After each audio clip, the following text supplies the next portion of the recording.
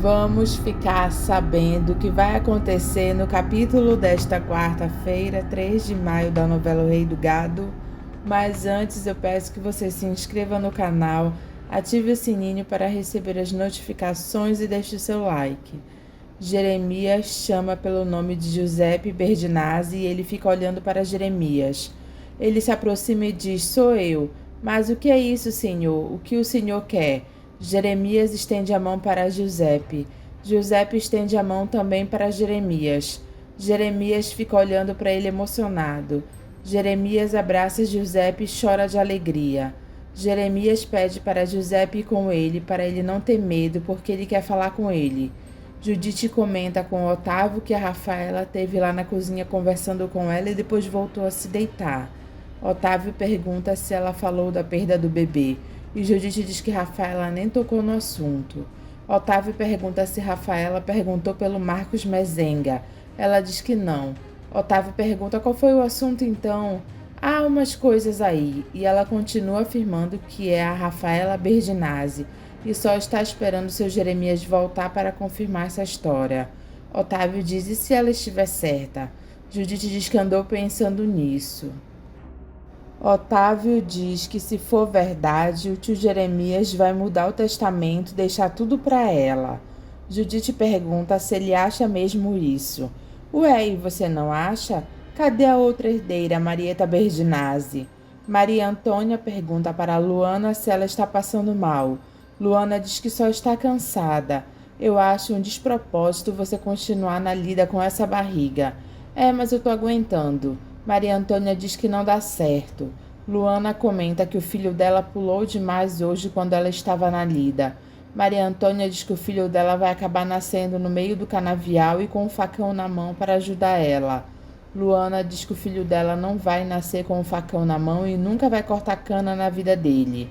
Maria Antônia diz para Luana que ela não está mais podendo esconder essa barriga.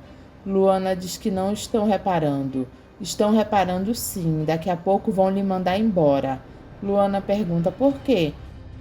Porque agora tem lei para proteger a mulher que está esperando o filho. Eles vão te mandar embora para se proteger contra a justiça do trabalho. Luana diz que não sabe que lei é essa. Maria Antônia diz que é bom ela se cuidar.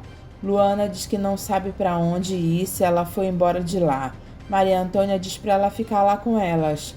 Mas eu ainda posso cortar cana. O meu filho não atrapalha, não.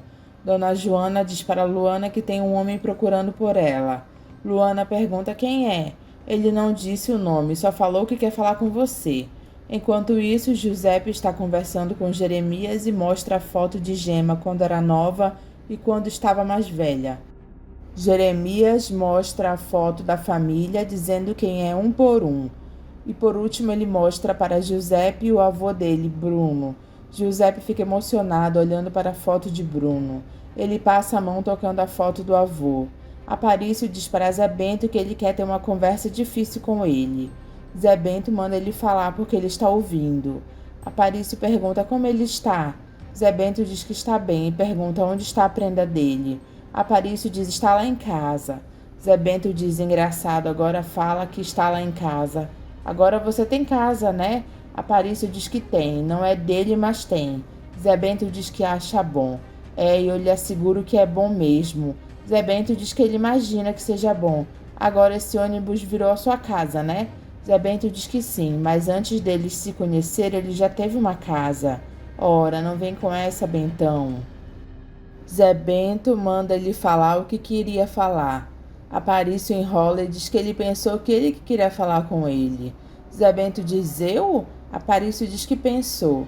E Zé Bento diz que ele pensou errado e pergunta se ele foi lá para eles seguirem viagem.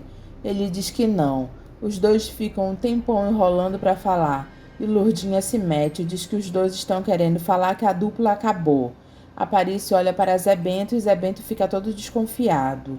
Lia conta para Bruno que Aparício foi lá conversar com o Zé Bento para acabar com a dupla. Bruno pergunta por que se eles estão ganhando tanto dinheiro. Lia diz que o Aparício resolveu ficar com ela e assumir o casamento deles de uma vez por todas. Então ele resolveu encostar de vez aquela viola. Lia diz que Aparício daqui para frente ele vai cantar sozinho. Bruno diz que então o Aparício vai continuar abraçado na viola. Lia diz só quando ele quiser e pede para Bruno não chamar mais o Aparício de vagalume, porque o Pirilampo morreu. Aparício e Zé Bento conversam e aceitam o fim da dupla. Bruno diz para Lia que esse Aparício teve muita sorte na vida dele para ter uma mulher que nem ela. Lia diz que Aparício também gosta de boi como ele. Eu só espero que ele não perca você por causa dos bois dele ou por causa daquela viola. Enquanto isso, Giuseppe está assustado olhando para Jeremias. Ele diz para ele não ficar assustado. Madonna Mia, te colocaram o nome do meu pai. Eu não posso acreditar numa coisa dessas. Vem. O motorista diz para Jeremias que ele está vendo que ele encontrou o rastro do irmão dele. Jeremias diz que encontrou muito mais do que o rastro dele. Giuseppe parece receoso antes de entrar no carro. Já lá dentro, ele pergunta para Jeremias para onde ele está sendo levado. Jeremias diz para o Brasil. Giuseppe fica triste por estar indo embora da terra dele. Maria Antônia diz para Luana que só foi lá falar que aconteceu. Luana diz que não entende porque ela não pode ir para Lida, só porque está esperando um filho. Ela ainda tem forças. Dona Joana diz que agora ela tem que ficar lá esperando o filho dela nascer e largar de ser teimosa. Luana diz que o bebê dela ainda vai demorar a nascer. Ela ainda pode trabalhar. Maria Antônia diz para a mãe que não adianta falar porque a Luana é muito teimosa. Luana diz que se ela não pode trabalhar, ela vai embora. As duas dizem para ela não ir embora e ficar lá com elas. Mas Luana não aceita e diz que está indo embora. Dona Joana pergunta para onde ela está indo. E Luana diz que ela está indo para junto de uns amigos dela sem terra. Bruno pergunta para Aparício se acabou mesmo a dupla. Ele diz que acabou. Marcos se mete e diz, ué, vocês estavam indo tão bem, faturando horrores. Aparício diz que é verdade, eles estavam mesmo. Marcos pergunta se eles vão jogar esse dinheiro fora. Aparício diz que eles já jogaram. Lia manda o Marcos se mancar. Marcos pergunta para Lia o que é isso, ele só está perguntando, não pode não? Lia manda ele não perguntar e ficar no canto dele. Deixa, minha prenda, deixa. Marcos pede desculpas para Aparício porque ele não tinha entendido essa história. Aparício diz tudo bem, Marcos. Marcos diz que ele achava que a dupla era boa. Aparício diz que eles não tinham mais nem o que cantar juntos. Bruno pergunta como eles não tinham mais o que cantar. Aparício diz que as violas deles não estavam mais afinando juntas. Bruno pergunta por quê. Aparício diz que já cansou daquela vida. Isso me conforta um pouco, porque aquela história de vocês viverem pelas estradas era um perigo. Quem sabe mais tarde a gente não possa conversar sobre boi, né, Aparício? Aparício diz que uma boa conversa não paga imposto, né? Otávio diz para Rafaela que ninguém encontrou ainda a Luana. Rafaela fica impressionada de ainda estarem atrás da Luana. Otávio diz que o Bruno Mezenga é o maior interessado em desmentir essa história que você inventou. Rafaela pergunta quantas vezes ela vai ter que repetir que ela não inventou história nenhuma. Tá bom, não inventou, mas saiba que as investigações empacaram no seu depoimento. Rafaela pergunta por que empacaram. Otávio diz que Valdir não encontrou provas que incriminassem nem o Marcos e nem o pai dele. Rafaela pergunta que mais provas Valdir precisa. Eu não sei, mas ele acha sua palavra pouco para poder indiciar eles. Ela diz e aquela bala que estava enterrada lá fora. Otávio diz que qualquer um podia ter enterrado a bala lá. Mas eu vi a Marieta enterrando. Otávio pergunta se ela tem provas disso. Ela diz não, mas eu vi. Mesmo assim, ele acha sua palavra pouco. Meu Deus do céu, se eu mesma confessei que eu dei aquela arma para o Marcos matar o Dr. Fausto. Otávio diz que ela se meteu numa camisa de 11 varas. O Marcos Mezenga conseguiu provar que não estava aqui no dia em que mataram o Dr. Fausto. Rafaela fica preocupada e diz, mas então? Otávio diz que amanhã Valdir vai lá para ela contar a história dela de novo. É bom você ir inventando uma outra mentira.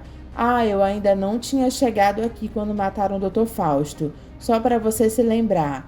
Rafaela diz que não irá mudar nenhuma palavra que ela já disse. Você é inteligente demais para insistir nessa besteira. Boa noite. Rafaela diz que ela não pode recuar agora. Ela pergunta para Judite se Valdir vai voltar amanhã. Judite diz que ficou, de voltar. Rafaela pergunta o que Valdir tem comentado quando vai lá. Judite diz que o assunto de Valdir é sempre o mesmo. O Otávio me disse que ele confirmou o álibi do Marcos?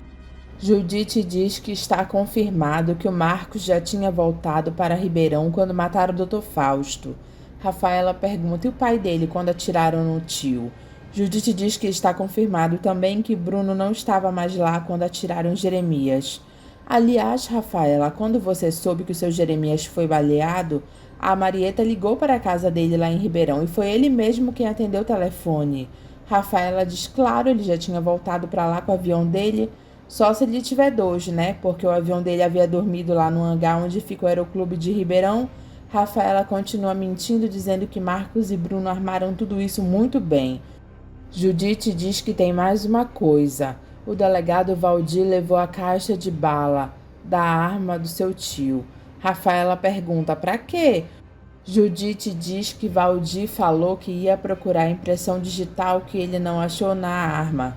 Rafaela diz: ah, é? Judite diz: é. Rafaela, preocupada, diz: na caixa de bala. Judite diz: na caixa de bala. Rafaela fica preocupada. Bruno tem uma conversa com Aparício e diz que ele sabe como deve ter sido difícil para ele terminar com a dupla Pirilampo e Saracura. Por isso ele quer cumprimentar ele pelo bom senso. Aparício diz que ele não precisa fazer isso. Bruno diz: está bem, mas você me tirou um grande peso porque eu não gostava da vida que você levava minha filha por essas estradas. Aparício diz que isso não poderia dar certo mesmo. Bruno diz que ele entendeu isso há tempo. Aparício diz que se ele continuasse, iria perder o amor da vida dele. E ela também não nasceu para aquela vida. Bruno pergunta se ele gosta muito de Lia. Será que eu preciso dizer para o senhor o quanto? Bruno diz que não, mas eu quero que você saiba que a minha filha também gosta muito de você. O senhor nem precisava me falar isso. Bruno pergunta para Aparício se ele vai largar a viola dele. Ele diz: não, eu só estou arrumando um tempo para cuidar de outras coisas na vida. Bruno pergunta se é de boi, por exemplo. Aparício diz: de boi, por exemplo, mas dos meus bois. Bruno diz que assim não vai dar para eles conversarem. Mas se o senhor me der umas vantagens, eu posso até ajudar o senhor a cuidar dos seus bois. Bruno fica feliz e diz que assim vai dar para eles conversarem. Luana aparece andando na estrada indo embora do canavial. Os homens de Regino dizem para ele que eles andaram atrás da Luana, mas não encontraram nenhum sinal dela. Regino diz que eles não precisam mais procurar pela Luana. Valdir chega na casa de Jeremias querendo falar com a Rafaela.